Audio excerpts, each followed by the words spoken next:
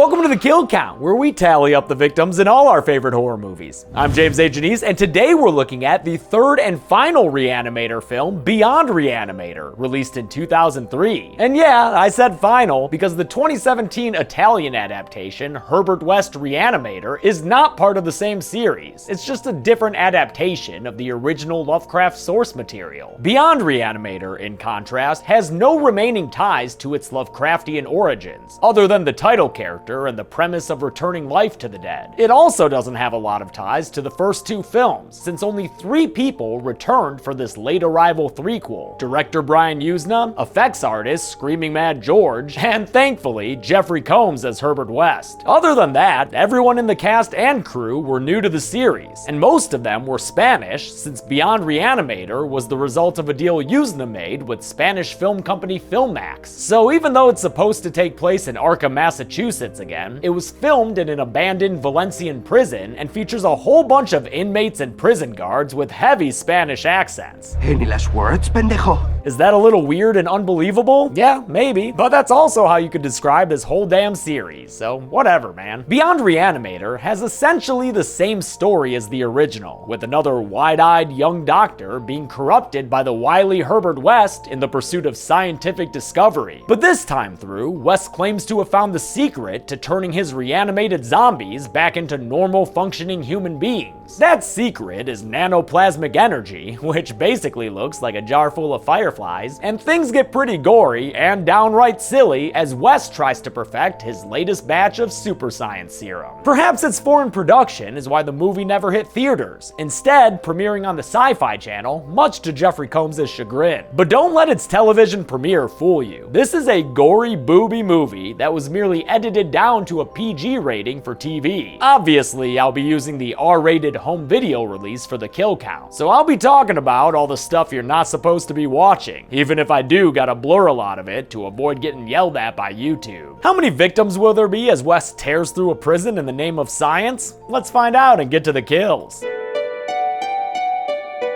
The movie begins at a backyard campout with 2 crappy kid actors. My grandma said the soul is in the eyes. The soul is an invention of primitive witch doctor.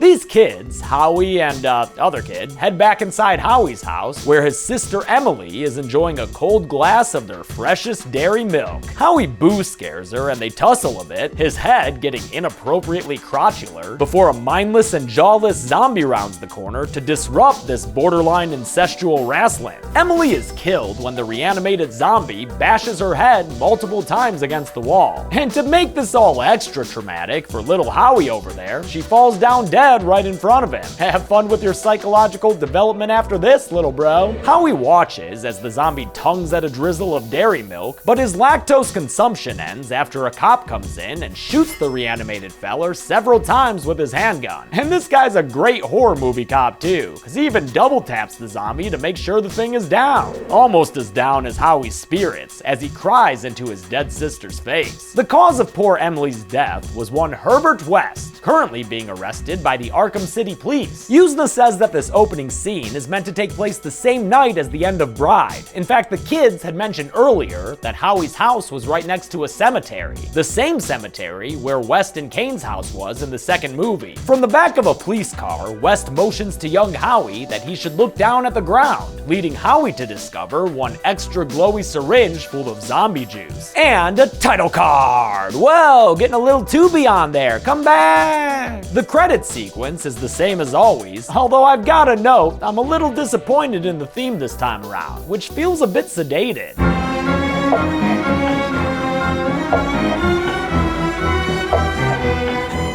No bueno. We pop out of the credits 13 years later, where an adorable rat gets caught in a trap courtesy of Herbert West. He uses the animal for his fricky mad science experiments, but his work proves laborious since he has to be sure to keep it secret from the prison staff like the Sergeant Moncho dude. Unfortunately for West, it turns out his latest test subject was actually a rat named Ratty, who this inmate Cabrera regards as a pet he cares so deeply about, he's ready to rip feet off to find him. Where's ready! Calm down, Cabrera. Vampire priest guy doesn't know anything. This prison is run by the slimy warden Brando, who's currently being interviewed by reporter Laura Olney, played by Elsa Pataki, who would end up being a part of those Fast and or Furious movies I still haven't watched yet. Apparently by this point though, Pataki was already well known in Spain, and Yuzna said he'd get hit by paparazzi whenever he was out with her and another famous actor they had for this film, Santiago Segura. So if I went out to have a dinner with them,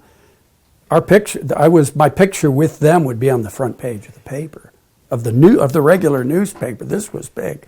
But the movie Re-Animator, who knows? The warden uses the interview to show off his electric chair and get a little rapey with Laura. They submit to my power. All about the implication, huh, Chief? Brando's dentist system is interrupted by the arrival of the prison's new doctor, Howard Phillips, whose first task at hand is flirting with the hot reporter. Hi. Hi. Done. Second task, fixing Moses, the vampire priest guy, who's just had some kind of heart attack. Man, I really hope they have some Venture Bros sounding music whenever there's a high-stakes scene like this. Heart attack. Oh, perfect! Just what I had in mind. During the commotion, Santiago Segura's character, this bald Tommy Chong-looking inmate named Speedball, bumps into Laura, and despite the lackadaisical way it's shot, it actually ends up injuring her. What the fuck? He barely bumped her! And get out of here, Warden. You can't heal her ankle with mustache magic. Vampire priest Moses is brought into the doctor's office, where the only other female character in this movie, Nurse Vanessa, gets her job usurped by Herbert West when he suggests a useful drug for Doc Howie to use. That earns West some immediate respect and an ill-advised title. Doctor! This is now the best day of Herbert West's life. West takes over for Nurse Vanessa, but it's too late to do anything. Moses, the vampire priest guy, is dead, and there's no way they can save him. He was my patient. For 5 minutes. Womp womp. Howard tells West that he already knows all about it because he was Howie, the little kid who saw him get arrested the night his sister Emily was killed. And turns out he kept the syringe of reagent he found so that all these years later he could reunite it with its rightful owner. As to be expected, West immediately gets to work using the serum. And since Howard is essentially just Dan Kane with a new name, he lets it happen after some weak sauce protestation. Someone could come in. They inject Moses with that Verde de la Vida, but when nothing seems to happen with him, West chalks it up to the reagent being too old. But best check your back, Herbie Dubs, cause Moses is rising from the dead right now. And you thought that was Jesus' gig, huh? A zombie fight breaks out and that guard Mancho returns to get his forearm manched on, but eventually the reanimated Moses grovels at the feet of Warden Brando, and Mancho is able to subdue him. West tries to explain that Moses' behavior is the result of an unexpected medication side effect, but Brando is skeptical of his claims. You just added 12 months to your sentence. Wait, what? Wardens can't just add time to a sentence? That's not how our justice system works. They can order inmates into solitary confinement though, which is what the warden does to Moses. West goes to return to his cell, but not before telling Howard what became of Dan Kane. My last partner turned state's evidence against me. Whoa, you're telling me Dan Kane grew a spine? Well, color me impressed. Dan, the state witness man. Meanwhile, new Dan, little Howie, is helping Laura with her injured ankle and making sexy dinner plans with her, which Warden Brando does not appreciate since that was his lady to creep on. Dude, just be happy you're not partaking in this cringeworthy dinner date scene where the two of them have a mock interview about why Howard went to work at the prison. He says that he's there to make a difference, a motivation stemming from that one time he saw his sister die. I wanted to bring her back to life. Then he tells Laura that she reminds him of his sister. That expression reminds me of Emily. Your sister. Which strangely leads to them making out. You know what though? Maybe it's not all that strange, thinking back to how he and his sister used to wrestle. Since Moses has been reanimated into a stupid zombie, Howard is having second thoughts about helping West get back into the mad science game. I want to help people, not create mindless freaks. But West tells him not to worry, because he's on the verge of being able to restore rational behavior to his zombie experiments, as long as Howie continues to help him out, of course. Cue a montage of science that gets pretty freaking crazy with a whole bunch of dissolves. It's kind of fun the way it covers different parts of the screen as everyone goes about their business. Not bad, Brian Usna. The end of the montage brings us to a new batch of Re-Animate and a sex scene. Wowie, Howie. But maybe before you got down to business with Laura, you should have taken a look at her work desk, because apparently she's been researching your weird little doctor friend there. Speaking of West, he takes his new batch of reagent and injects it into Ratty the Rat, then prepares to calm the frantic rodent down with his brand new supplement. This brought him back from the dead. Watch this. Will give him true life. Herbert's lightning in a bottle there is nanoplasmic energy, or NPE, and he says it will return rational behavior to the reanimated experiment. Whoa, dude, we're like in a cell, man. That's wild shit. Unlike Ratty the Rat, who's downright domestic after that shock of NPE. It works. Wes takes Ratty to the prison courtyard and gives Cabrera his pet back, buying himself some safety from an ass beating since he is now the Re-Animator. Laura arrives at the prison in her finest pair of stockings so she can convince Warden Brando to give her more access to the building, the better to write her nebulous story. After she winds up in Moses' cell trying to ask him questions, the zombie gets aggressive towards her. He ends up attacking Warden Brando, which earns him some gooey gore and a retaliatory cane beating. The beating knocks Moses out, but Brando thinks he's killed him. And even though Laura promises not to tattle for the supposed murder, he still threatens her with sexual violence and pulls a Vince McMahon. You hurt me. Bark. Super gross, just like it was with Trish. We love you, Trish. When Laura refuses to succumb to his power, Brando lashes out at her, and we find out that he ended up killing her when her body is brought to Howard, who responds with an intense shout of vertigo.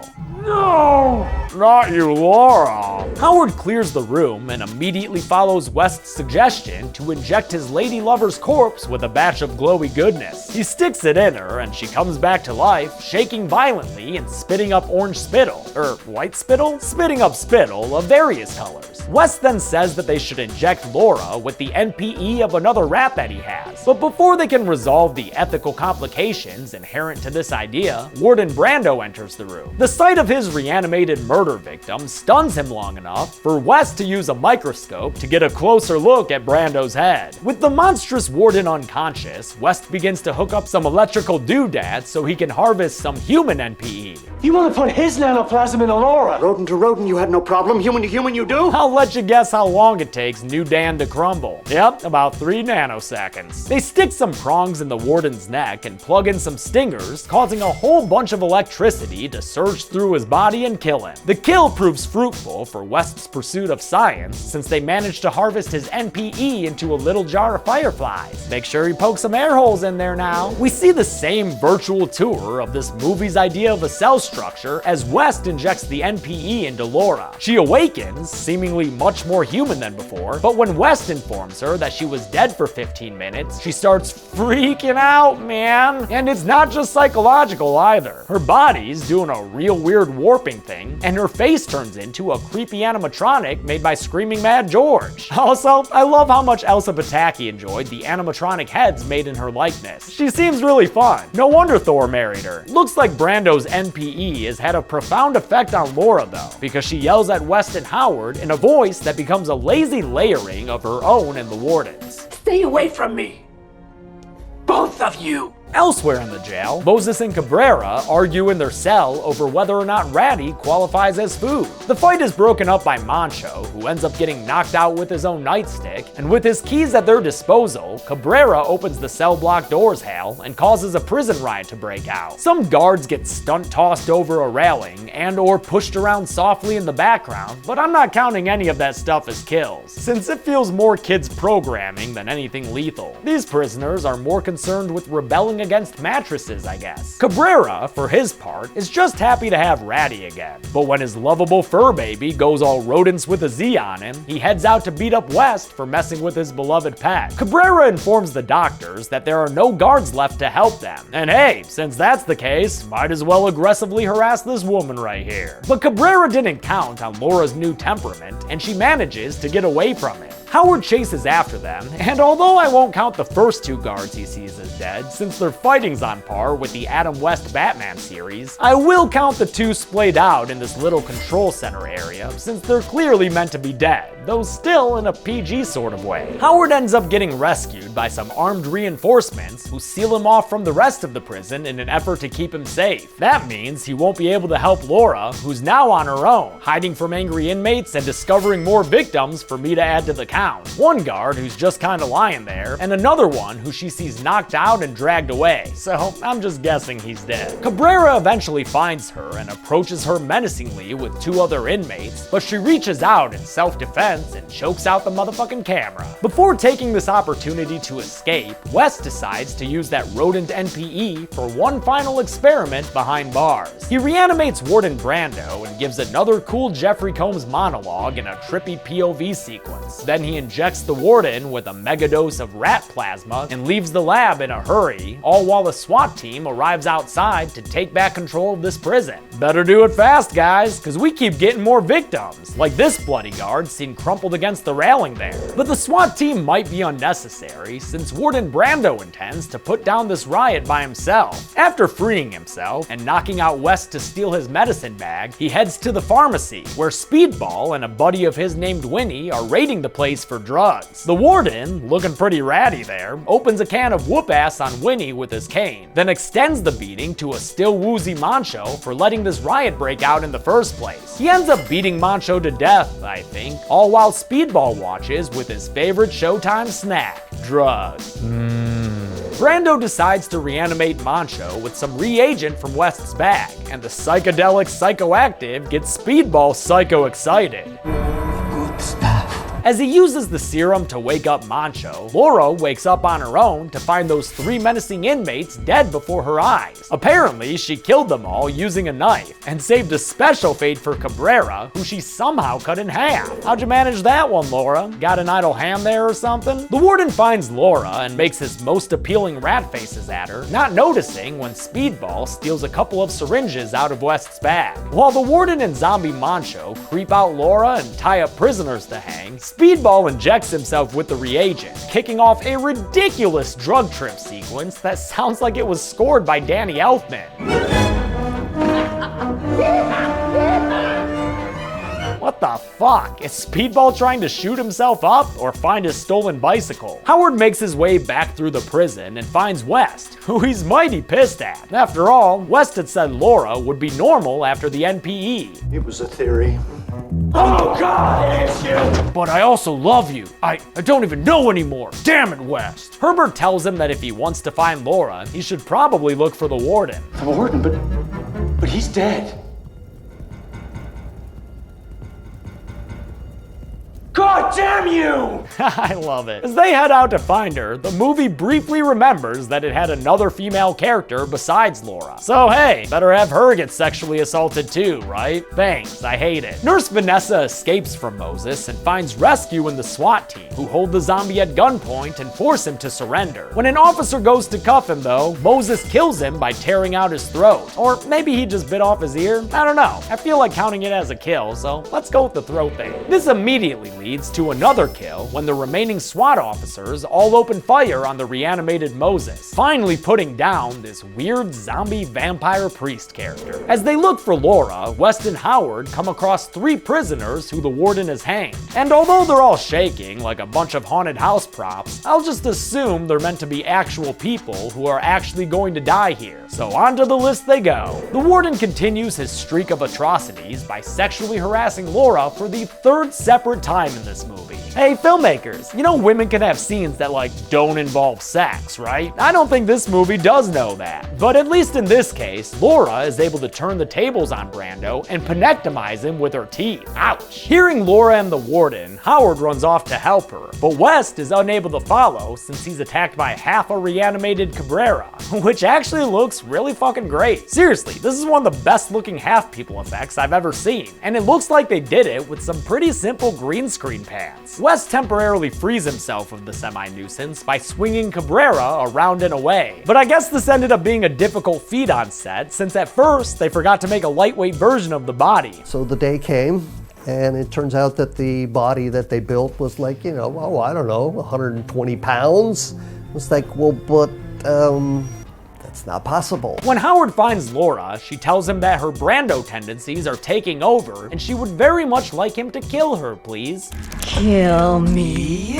Okay, Laura, but only if you're wearing a corset. Oh good, you came prepared. Laura gets aggressive again and knocks out both the warden and Howard with Brando's cane, all while that wascally ratty runs away with the warden's genitalia. West finds Speedball, speedballing it up, and tries to confiscate the reagent back from him. But Speedball ain't in the mood for slowing down, so he gives himself another defiant dose.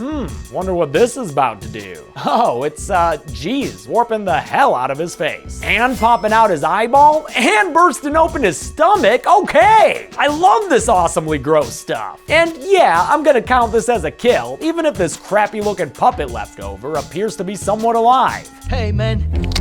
Got any more? I don't care what that fake ass thing said. That dude's dead to me. Howard and Laura get into a scuffle that involves her sitting on his face while she beats him. Aw, just like the good old days with Sis, huh, Howie? She also does a pretty cool spider walk kind of thing, but yeah, that also ends up with his face in her crotch. As Howie continues reliving his childhood, the warden slinks around using some impressively flexible hip muscles. West wants to see that shit for himself, so he heads to the party, unknowingly being followed by the persistent upper half of Cabrera. West finds the warden and begins to belittle the ratty zombie, but he gets attacked by Cabrera, who somehow flies right at his face. I'm not entirely sure about this kill, but I think West ends up beating Cabrera to death with the warden's cane. Just let me go ahead and count it so we can have a fun half zombie in the numbers, okay? Herbert then pummels Brando into the electric chair, and after strapping him in for a wild ride, throws the switch. The reanimated warden Brando is killed with a bunch of electricity from his own electric chair. A poetic death that's oddly intercut with a few random shots of Ratty rolling around his severed penis. Jesus, this movie, man. Brando's death is also intercut with the end of Howard and Laura's fight, because although she's straight kicking his ass, a part of her still wants him to kill her. Kill me! See, he does so by grabbing a nearby knife and slitting her throat several times with it, getting blood all over himself in the process. In fact, he swipes at her so many times that when West finds him shortly thereafter, Howard's cradling Laura's severed head like he's Angela Baker on a summer camp beach. West doesn't have any sympathy to offer, and instead just steals Howard's credentials and slips the hell out of there. And so, as the SWAT team discovers Howard in a compromising position, West is able to earn some unsanctioned parole by claiming to be the prison's doctor. As West escapes, passing the reanimated Moncho on his way out, Howard is taken away for imprisonment. And it's unclear if he's just seeing things or if Laura's detached head really is opening her eyes and laughing. But either way, at least Howie's able to have a giggle there, mate. The movie ends with Herbert West walking away into the night with his newly earned freedom in a pretty damn cool shot. Oh, and then during the credits, there's more stuff with Ratty and the Dick, since the Dick gets reanimated so the two of them can have a shadow boxing match with lots of wacky sound effects. Wow, and the Dick wins. I can't show it unblurred here, but just imagine one of those little slug things from Marble Madness. You know, the ones that turned into acid sometimes? Fuck, that game was hard. How many people fell victim to Herbert West's pursuit of a better reagent? Let's find out and get to the numbers. Come on, Ratty, let's go.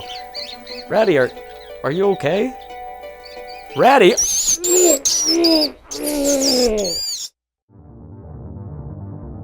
By my count, there were 23 deaths in Beyond Re-Animator, the most of the entire series. The victims included 2 living women, 1 reanimated woman, 16 living men, and 4 reanimated men. Talk about variety.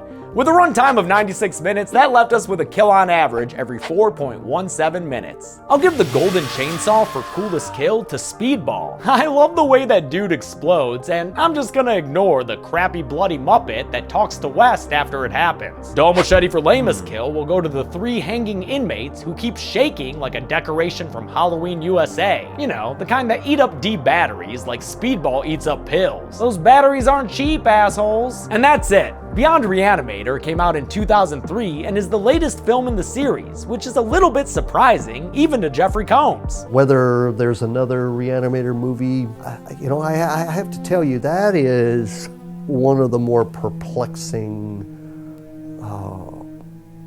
things that has happened in my career, is I don't quite understand why there isn't another one. One last fun fact I'll leave you with here. For some reason, this movie's home video release included a bizarre music video for an electronic Eurodance song by an artist known as Dr. Re-Animator. The song, Move Your Dead Bones, would be entirely forgettable if it wasn't so horrendously catchy. Move your dead bones, bones, bones, move your dead bones, bones, bones. You'll dance for the rest of your life. Reanimate your feet. The best thing about this song, though, is that it became popular in the furry community in 2008 after an artist named Zarla made a flash animation music video for it. Man, early internet was something else, y'all. Next week is The Descent, but until then, I'm James A. Janice. This has been The Kill Count. Thanks a lot for watching this week's Kill Count. I have a ton of patrons to thank lately, so thank you Skivo, Quade Dalton, Mikey Myers Jr., new Sheriff of Red Rock, Ryan Corbeil, Brendan Forward, Cameron Duke, Rory Johnson, Scooper Boop, that's fun, Shepard Buckley, Aaron De Niro, and Scott, aka Sharkbiter98. Thank you so much to all of them and all the patrons. Be good people.